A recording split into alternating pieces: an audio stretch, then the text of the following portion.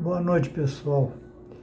O objetivo desse vídeo é mostrar tudo que acontece aí na Petrobras em relação aos preços de combustíveis, esses aumentos sucessivos, e explicar as causas, né? E comentar.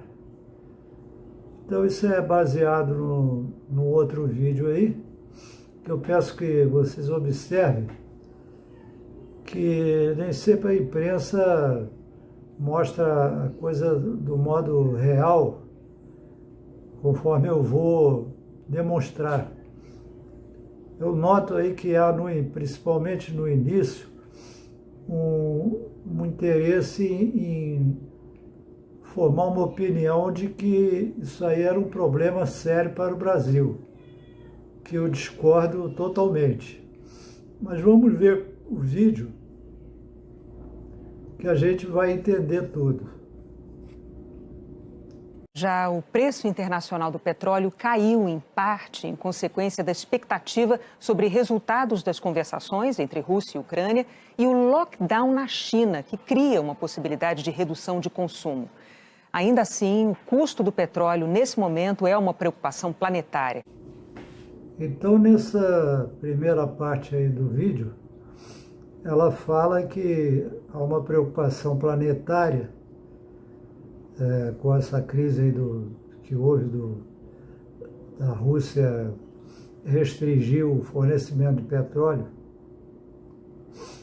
coisa que já discordo aí do planetária, né? Porque, por exemplo, os países que têm petróleo, como os países do Oriente Médio e o próprio Brasil, isso aí não significa motivo para preocupação, ao contrário.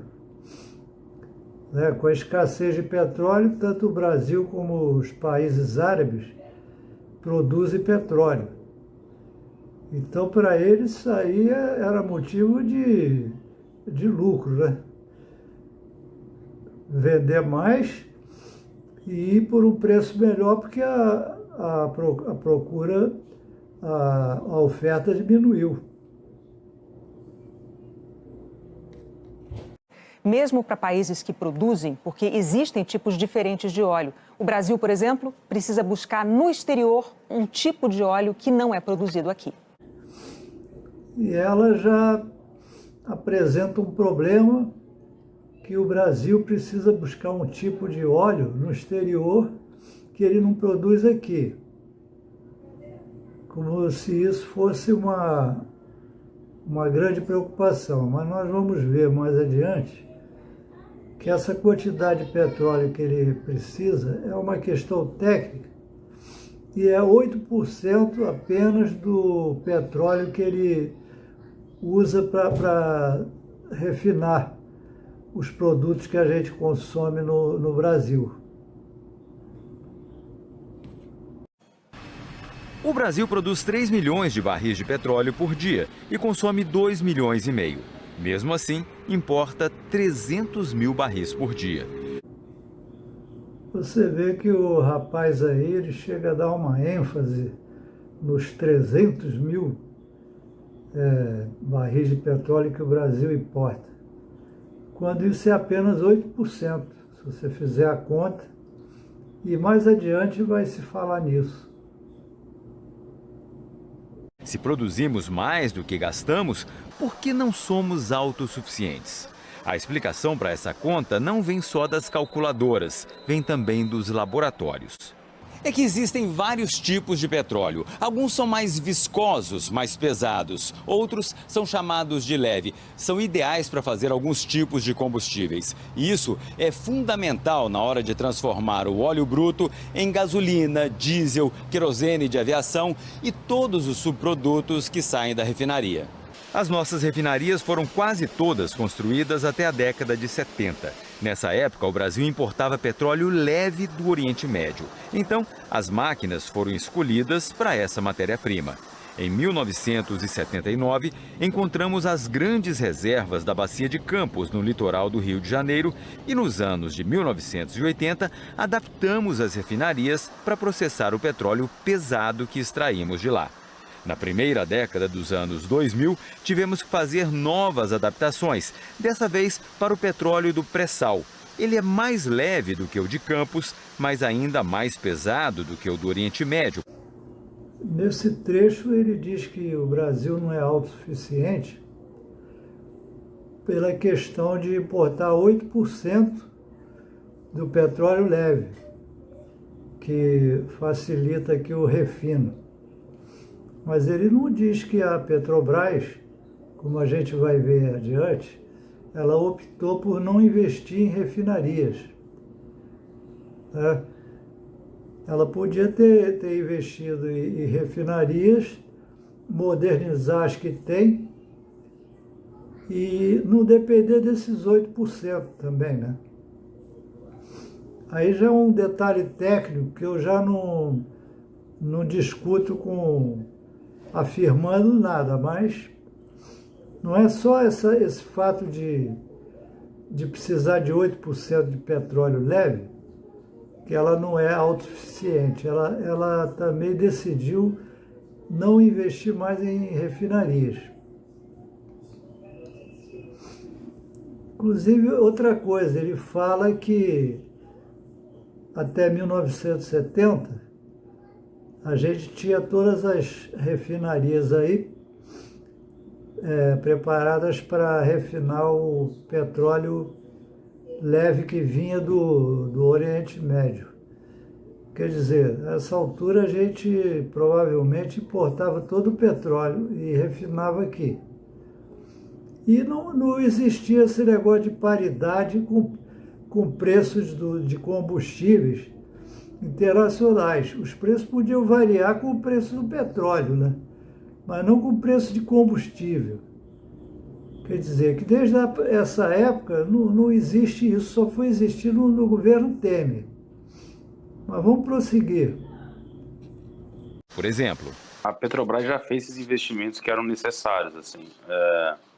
Se a gente olhar para o tanto que a gente usa hoje de petróleo brasileiro, nós temos uma taxa bem alta, né? Hoje a gente usa, de tudo que é refinado, a gente cerca de 92% é de petróleo brasileiro. Em 2000 a gente usava só 75%, ou seja, 25% do petróleo refinado era importado. Aí o pesquisador reforça que o Brasil hoje ele precisa só de 8% desse petróleo leve.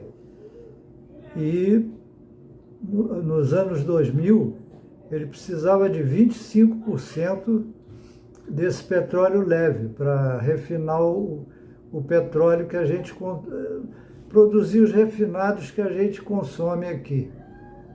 Quer dizer, essa quantidade de petróleo importado, que o Brasil só importa isso de petróleo, esses 8% do que ele refina. E isso aí mostra que o Brasil já precisou importar mais, ou seja, 25%, e mesmo assim não era cobrado o preço de combustível aqui pareado com o preço internacional. Quer dizer, aí tem uma grande coisa para a Petrobras explicar, mas que ela não explica, né? A mídia explica do modo dela que a gente é obrigado a aceitar se não estudar o problema, né? Conforme eu estou fazendo. Hoje, 75% do petróleo refinado no Brasil vem do pré-sal. 17% são da Bacia de Campos, mais pesado. E ainda precisamos importar 8% de petróleo mais leve para conseguir a mistura ideal para o refino, tanto do ponto de vista técnico quanto do econômico. A análise ela é feita até por inteligência artificial. São milhares de variáveis que entram aí e que variam também de acordo com a precificação desses subprodutos do mercado internacional. Isso varia, né? Tem época que a gasolina vale mais, tem época que vale menos. Então, o que se coloca, quando vai se quando vai se planejar uma carga da refinaria, você leva essas variáveis todas em consideração para que você otimize o resultado dessa refinaria em termos de rentabilidade, né, e de atendimento ao mercado. Mas mesmo assim, toda a produção que as nossas refinarias conseguem fazer não é suficiente para abastecer o mercado interno. Então, nós continuamos importando combustíveis e vendendo o excesso de petróleo bruto que não damos conta de refinar. A gente exportou ano passado 1.200.000 barris por dia, nos transformando no maior exportador de petróleo da América Latina. E por que a gente tem dependência em refino? Por que o Brasil importa 30% dos derivados que consome? É que faltou investimento em refinaria. A Petrobras, nos últimos anos, investiu muito pouco em refino, porque ela privilegiou o investimento em exploração e produção de petróleo, que dá uma taxa de retorno maior para a empresa. E nesse último depoimento, a gente vê que o Brasil ele produz petróleo e só refina 70% desse petróleo, porque ele não investiu em refinarias, entendeu? Então ele tem que importar